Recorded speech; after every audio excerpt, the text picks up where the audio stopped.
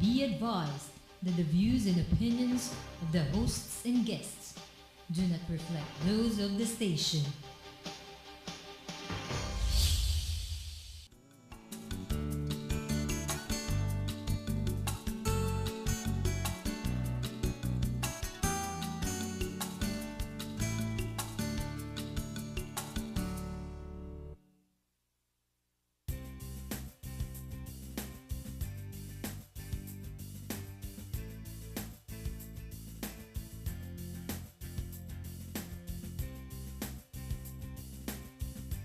Since touching down in Manila on Friday, the Gift of the Givers has been busy with logistical arrangements for the Philippine mission.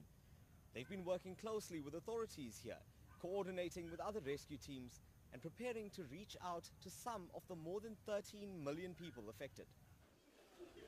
Some supplies have been brought in from South Africa, but food and medical items have been bought here. These are critical to the team's trip to Leyte in a few days' time, where in some cases, they will be the first relief workers to arrive since the tragedy. The communities of Palampam and Isabel are also still searching for missing loved ones. These are coastal towns, and I will be asking the Coast Guard if they can allow our highly trained rescuers to join in their retrieval operations. There are dead bodies floating in the ocean. Infrastructure in many areas has been destroyed, and where roads are impossible, air and sea transport will be used. The Gift of the Givers will be one of 3 groups leaving Manila soon to head to the southern areas of the Philippines. They've been warned of the devastation and suffering that await, but they're focused intently on contributing to the collective rescue mission. Desan Tathia, Manila, Philippines. Good evening, ladies and gentlemen. Welcome to Philippines Uncut. I am your host, Buddy Kunana. Now, this show we talk about everything in the sun, and tonight we're going to talk about hope. This evening's show is our year-end show as we're rounding the days to December 25th, or Christmas Day. And you know, this year has been a tough year for the Philippines. We've been beset with multiple crises and catastrophes, the worst of which was Typhoon Yolanda, which devastated large parts of the Visayan region. And you know, as they say, in every cloud, dark cloud, there is a silver lining, and the silver lining in this catastrophe was the hope, friendship, the love and compassion which was shared by the international community and fellow Filipinos all came together to help alleviate the problem in Visayas and to help rebuild and rescue and reconstruct. And joining us are 2 gentlemen who will shed light and talk to us about these beautiful initiatives, specifically from South Africa, the Philippines, and Georgia. Joining us is, on my right, Dr. Rodrigo Ong, who came out in that video we saw earlier, and he is the Medical Director of Rescue 926 Incorporated and also a member of Philippine Coast Guard Auxiliary. Beside him is Mr. Norman Camongol. He's the Education and Economic Director of the Honorary Georgian Consulate here in the Philippines. So, guys, welcome to Philippines Uncut. Dr. Ong, Mr. Camongol, and it's a pleasure to have you here. Good evening. Good evening. Thank you for having us. Yes. You know, as I mentioned in my opening spiel, you know, very optimistic to do this show now because you know it's been such bad news for the country. We had the Bohol earthquake. Before that, we had storms again, and now with this Yolanda hitting us, and so we want to focus now on this endeavor that you guys have put together, and very very hopeful, very inspirational. Now let's begin first with some introductions. Let's start with Mr. Camongol. Norman, please tell us about yourself and the organization you represent. All right. I am the Economics and Education Director with the Honorary Consulate of Georgia, which is based in Baguio City. We have a satellite office here in Ortigas Center. Now, of course, we represent the country of the Republic of Georgia here. Now, with regard to the efforts that were being done with regards to Typhoon Yolanda, our consulate, along with the Consul of the Philippines in South Africa, Stephen Chemowitz, got in touch with this foundation called Gift of the Givers.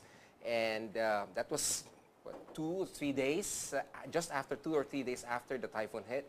And 1 week after the typhoon hit, Gift of the Givers arrived in the Philippines, and we were able to connect with Dr. Ong. Yeah. Let's go back first to your organization, the Honorary Consulate of Georgia. Now, you don't represent, I mean, this is not the embassy, this is a consulate. This is consulate. So, and you said you're the economics and education director. What does it mean exactly? What is your, what are your main activities? Okay, with economics, we are basically trying to, or looking for ways to look for partnerships with both Philippine and Georgian business interests, tying them together, finding ways of cooperation, business cooperation, business prospects, opportunities in both countries. Yes. Right? So we've had the chance to meet up with some businesses both on the Philippine side as well as on the Georgian side, and see any mutual trade that can be done with both countries. And on the education front?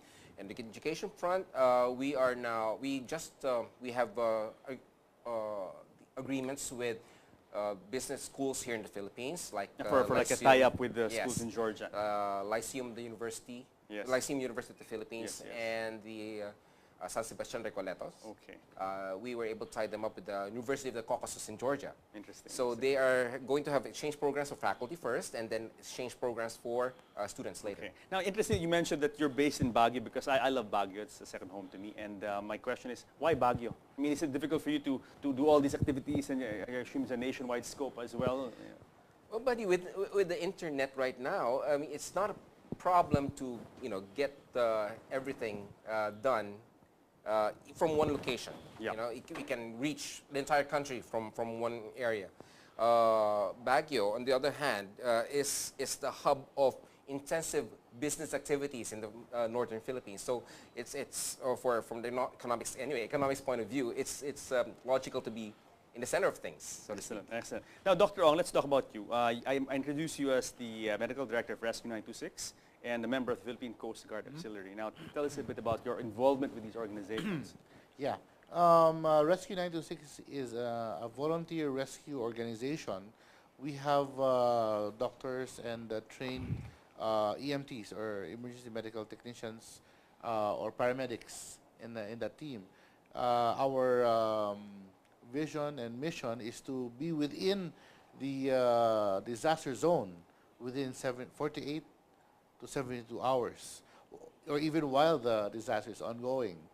So we have with us able-bodied personnel to help out, to assist in the recovery and relief efforts. Yes. Now, the 161st Squadron of the Philippine Coast Guard Auxiliary, where I am the squadron commander, is an arm of the Philippine Coast Guard. It's such that it assists the Coast Guard in its mandate to protect the coastal areas, the seas, and the marine life of the Philippines.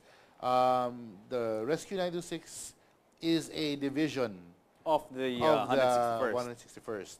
So it is connected. It's like brothers working hand in hand towards assisting the Coast Guard in their rescue, search and rescue efforts during disasters. What kind of aid does the Coast Guard give you guys? Let's say they provide vehicles or vessels, or what do they, Yes. how do you guys work together in that sense? So we have the manpower through Rescue 926, and we have the partnership with the Coast Guard, who can provide us with further manpower, like Coast Guardsmen, Coast Guard doctors, soldiers from the Coast Guard who can provide us security.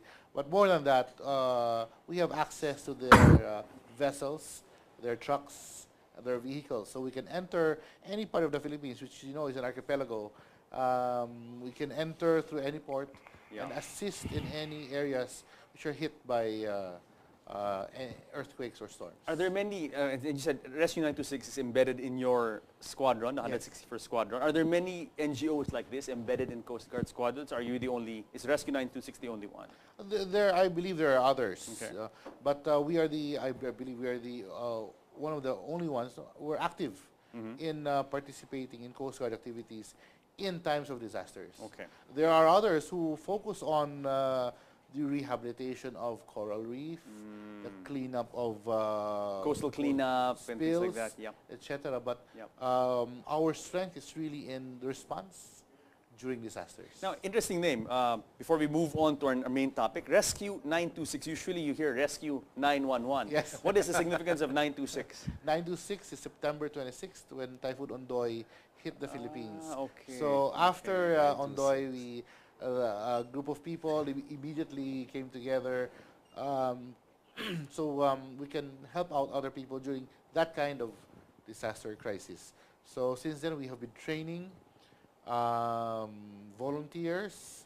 Once they're trained, they can join us during our missions. Yes, yes, interesting. Now, Mr. Kamunggol, like, okay, you guys are the Honorary Council of Georgia. Why did you get involved?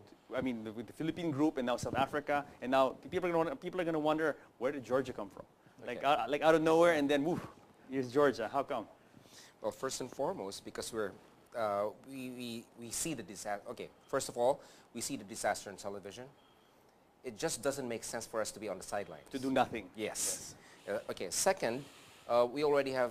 We were able to get in touch with our Stephen Chamus in South Africa, and he was able to offer the gift of the givers.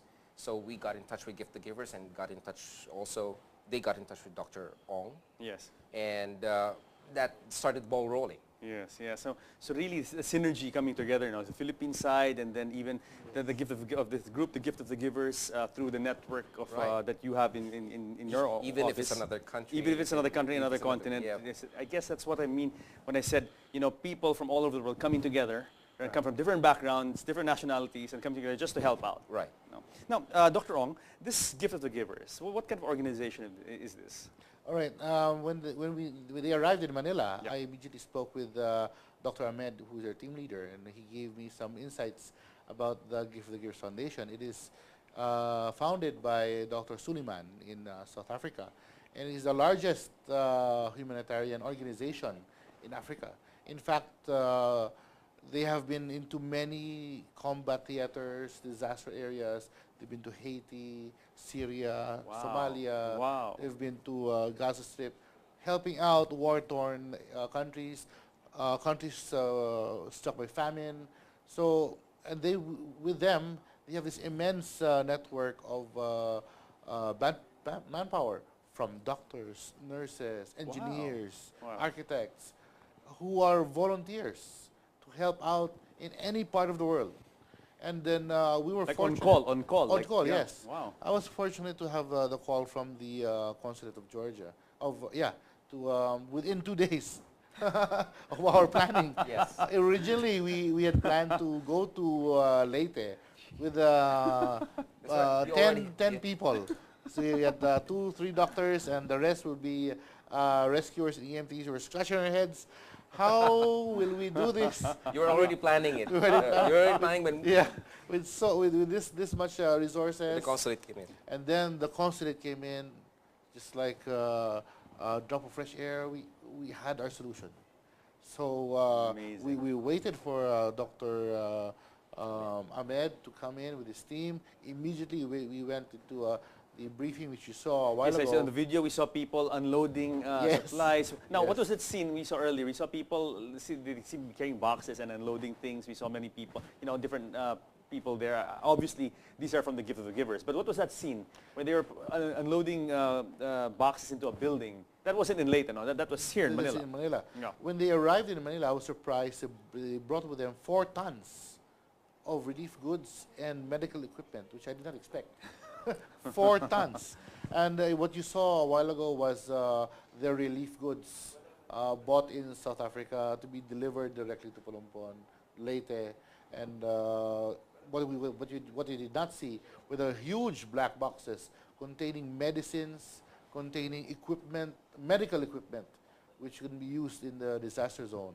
Wow. They have tents wherein they can do surgeries Wow. inside those tents. Like you can have an operating theater. Yes, right in the middle of the field. In the middle of the field. Yes, They had that. They have that. No, Doctor, I have a question. You being with the Coast Guard Squadron, Auxiliary and Rescue 926, are we in the Philippines, is there any organization at all that is equipped like that? Like, with all this, it sounds pretty impressive, huh? Like mobile operating theaters and all this high-tech stuff that I'm sure the South Africans brought. Do we have that kind of... We don't have that kind of Yeah. capabilities ourselves. I've seen the United Nations groups have that kind of operation, but not as extensive and not as focused as the Gift of the Givers. Wow. It seemed like they had their homework done, the research Amazing. done Amazing. before they even came in, because they knew what to bring.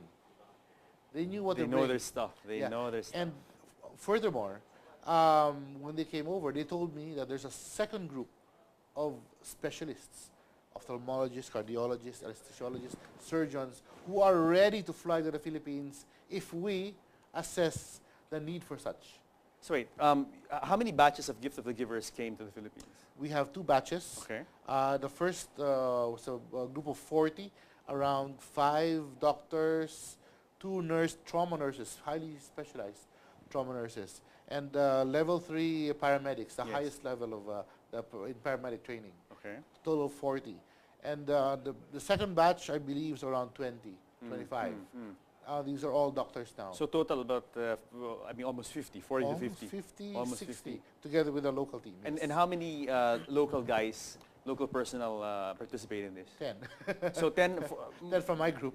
10 from your group and then 40 from the From South South Africans. Well, I mean, you know, we're good hosts here in the Philippines, and I'm sure that you guys really, you know, integrated well with our South African brothers and sisters. huh? Yes, we had a singular goal, Yeah. and our hearts were really in the same place. So that made the coordination very, very smooth and very, very coherent. Now, Norm, I understand that you have a very interesting story to tell us about how this group, when they arrived, they had to buy a lot of things locally. I mean, not as Dr. Ong said, they brought in a lot of stuff. That's correct. I mean, with them, but they also had to buy stuff here. Yes. So tell us about that. Well, yeah. On the second day, they arrived Friday night.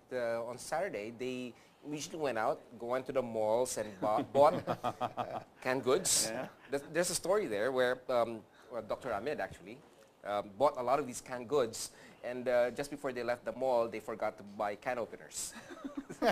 so that can be difficult, huh? yeah, that was difficult. Although I in the mean, Philippines you can open a can with a knife, but they're supposed to be high tech, so can openers are high tech. So yeah, they bought a lot of not just relief goods like food, but they bought tents. They bought gas burners because one of the things that were needed were cooking utensils, cooking paraphernalia. There's nothing to cook with, so to speak. Yes. So they needed that. Yes. And of course the lights as well. So I mean, I assume you went. If you said you went to SM Magawali, I'm sure you went. I assume you went to Ace Hardware. So it must have been quite a scene, you know, going to Ace and like, Oh, yeah. give me this, you know, like. It's not only that. The story there was these guys, South African guys. They were buying things. As soon as people heard, ordinary Filipinos, they didn't know these guys from whoever. You know. They didn't know these guys, and as soon as they found out they were going to help out, they just approached these guys and just shook their hands, said thank you for helping. And Dr. Ahmed was telling me all of these because he met a lot of people that way, people he didn't know, and people who didn't know him. They only knew that he was going to help. They just said thank you. And he was telling me this, and he was just so happy about it. And he told me that he never experienced this thing in other areas, but just the outpouring of gratitude. And yes. How about you, Dr. Ong? I mean, you know, this group came here, and do you have similar experiences like that? Like, what was the reaction to the South Africans arriving? I mean, I can't recall if there was ever any other African group or a South African group has ever come here to help out in this manner. Yes, when they came in, the experience, unusual experience we had was in the airports. Okay. So we had this huge contingent of South Africans at Mactan Air Base, for example, in Cebu. And we saw the Swedish Air Force, we saw the Indonesian guys, it's a multinational convention. Yeah. But the South Africans were the largest, with all the rescuers there. And they were all impressed, even the other countries. They were all impressed on how the South Africans would just go to the Philippines to help out, and then bringing with them all these goods at a moment's notice. For sure. A moment's notice. But we also had to rely on other items like transportation. That's why we had to go to the airport, to Mactan Air Base, and then later on to the ports where we had an 8-hour journey over rough open seas. Wow. So Now that was a story. No, we're going to hold that thought Okay. because you have to pause for a break. But guys, more of the international response to Yolanda when Philippines Uncut returns.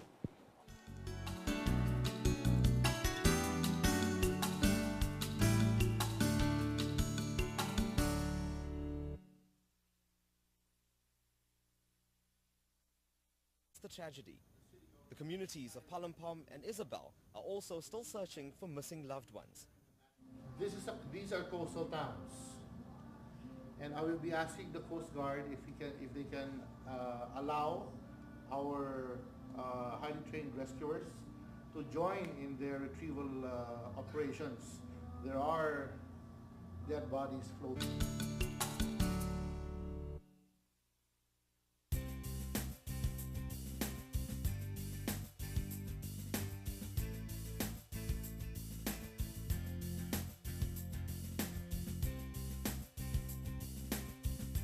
Since touching down in Manila on Friday, the Gift of the Givers has been busy with logistical arrangements for the Philippine mission. In the ocean. Infrastructure in many areas has been destroyed, and where roads are impassable, air and sea transport will be used. The Gift of the Givers will be one of 3 groups leaving Manila soon to head to the southern areas of the Philippines.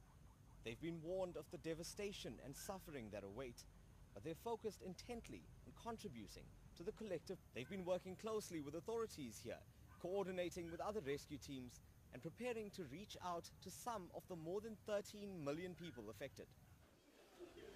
Some supplies have been brought in from South Africa, but food and medical items have been bought here. These are critical to the team's trip to Leyte in a few days' time, where in some cases they will be the first relief workers to arrive since. Be advised that the views and opinions of the hosts and guests do not reflect those of the station.